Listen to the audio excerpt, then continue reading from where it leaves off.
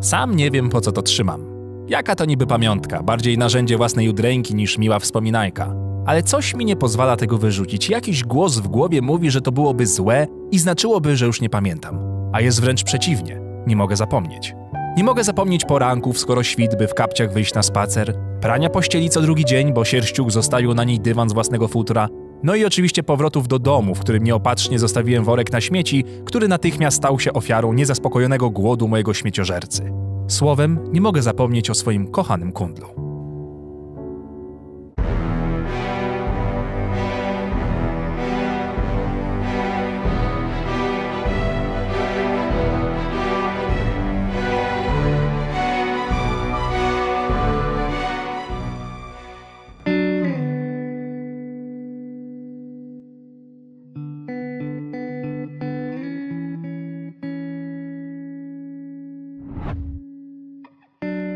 Kiedyś wspominałem, że nie lubię psów. To prawda. Nie lubię ich od momentu, kiedy straciłem swojego.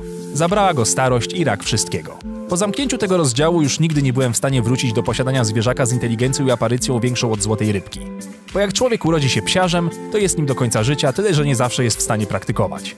W sumie to jedna z niewielu społecznych sekt, do których należałem. Psiarze to jednostki, które zamiast życia w ludzkim społeczeństwie zawierzyły swoje dusze czworonogom. O ile u mnie była to po prostu potrzeba bliskości ze zwierzęciem, o tyle u innych zastępuje czasami posiadanie dziecka, co oczywiście jest pojebane, ale żaden psiarz psiarzowi tego nie powie, bo nie wypada. Ale takich ludzi łatwo wyczuć. Każdy właściciel czasami powie coś do swojego psa, ale hardkorowi psiarze po prostu ze swoimi pupilami rozmawiają, stawiają ultimatum, kłócą się z nimi jednostronnie albo obrażają się na nie. Słowem, odpierdala im. Mają też kilka swoich sztandarowych tekstów czy powiedzonek, po których łatwo stwierdzić, że masz do czynienia z typowym przedstawicielem gatunku psiarza. Ja do kotów nic nie mam. No ale one strają w domu.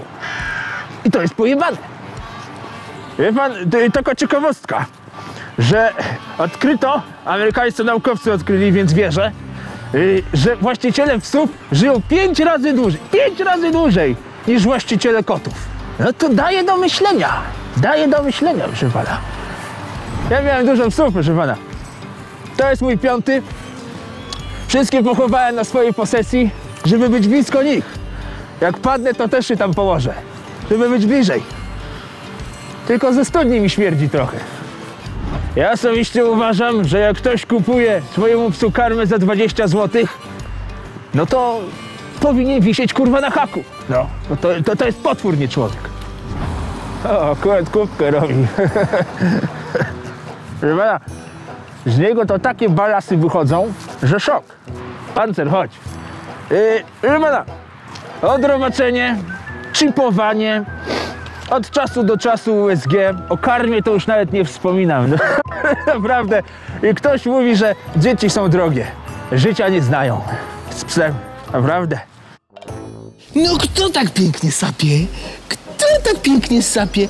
Mój mutancik kochany.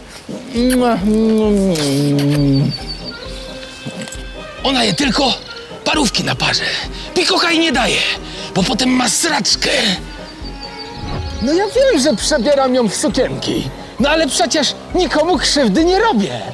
W Anglii to, proszę pana, jedna kobieta wzięła ślub ze swoim psem. A u nas ciągle to temat tabu. Może kiedyś się to zmieni.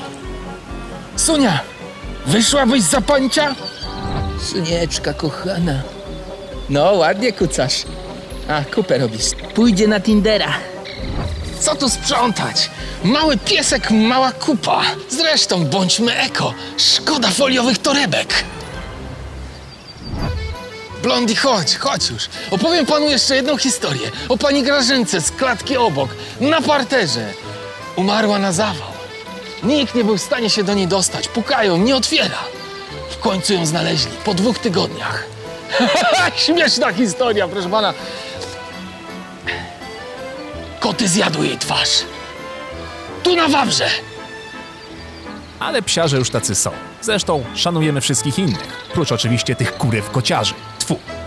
Równie nieufnie patrzymy tylko na ludzi, którzy mówią, że nie przepadają za zwierzętami. To dla mnie równoznaczne z nielubieniem pizzy. To jakby urodzić się z jakimś defektem w mózgu. Ale niech sobie tak mówią. Zobaczymy, kto ich na spacer wyciągnie na stare lata. Blondi, no chodź już, skończ srać, no. Korona królów, kurwa, ostatni odcinek. Kurwa. Blondi! Blondi! Chodź tu! I to odwieczne pytanie sprawdzające, jakby test bycia dobrym obywatelem. Czy sprzątasz po swoim psie? Jakby to była wyrocznia bycia dobrym człowiekiem. Nic bardziej mnie nie definiowało jako posiadacza psa, niż właśnie fakt, czy po nim kurwa sprzątam, czy nie. Ja rozumiem, że ludzi wnerwiają kupy na trawnikach, gdzie się bawią dzieci. Rozumiem, że odchody zalegające na chodnikach w centrum miasta potrafią obrzydzić spacer, ale ten, kto nakarmił psa resztką rosołu z makaronem na mięsie wołowym, ten nie zna życia i po prostu nie wie, co po kilku godzinach wylatuje z psa. Smułka niemowlaka to przy tym małe Miki. Uciekamy. No ale tak serio, jak można tych wiernych oczu nie miłować? Jak można wieczorami na kanapę nie zaprosić, żeby serial razem obejrzeć? A kto dostanie suche ranty od pizzy? Kto poszczeka na kuriera i pozwoli wam udawać, że nikogo nie ma w domu? Kto przyciągnie na nocny spacer o 2:00 w nocy? Kto ocznym pazurem ostrym jak brzytwa zostawi blizny na rękach? Kto poliże po twarzy o poranku i przywita zimnym, mokrym nosem? Kto powącha krocza gości i zacznie lizać sobie odbyt, gdy jemy obiad? No i kto jeszcze będzie się cieszył na wasz widok codziennie do końca swoich dni, choć wyszliście tylko po piwo? Bo na pewno nie żona z 20-letnim stażem, taka prawda. Ktoś kiedyś powiedział, że psy żyją tak krótko jedynie po to, byśmy mogli mieć ich jak najwięcej i każdy pies mógł nacieszyć się ludzką miłością. Brzmi pięknie, ale mimo wszystko to jednak chciałbym, żeby ta psia morda nigdy nie zniknęła z mojego życia. Bo pusto jakoś bez niej. Taki niekompletny się czuję. A przecież biorąc ze schroniska, wiedziałem, że mamy przed sobą raptem parę lat.